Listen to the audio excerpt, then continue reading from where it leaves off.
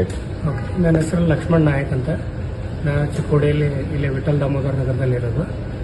ನನಗೆ back pain ಇತ್ತು.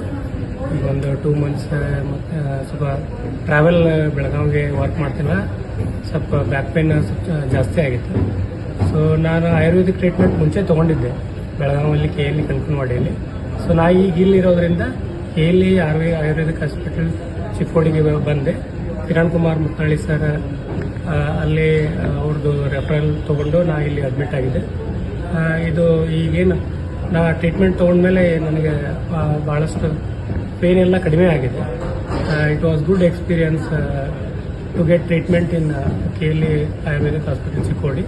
Staff ಎಲ್ಲ ಚೆನ್ನಾಗಿತ್ತು. ಆಮೇಲೆ ಮಸಾಜ್ ಥೆರಪಿ, ಆಮೇಲೆ ಬಸ್ಸಿ ಅವೆಲ್ಲ ಕರೆಕ್ಟಾಗಿ ಟ್ರೀಟ್ಮೆಂಟ್ ಕೊಟ್ಟಿದ್ದಾರೆ. So it is good experience in KLE Ayurvedic Chikkodi hospital.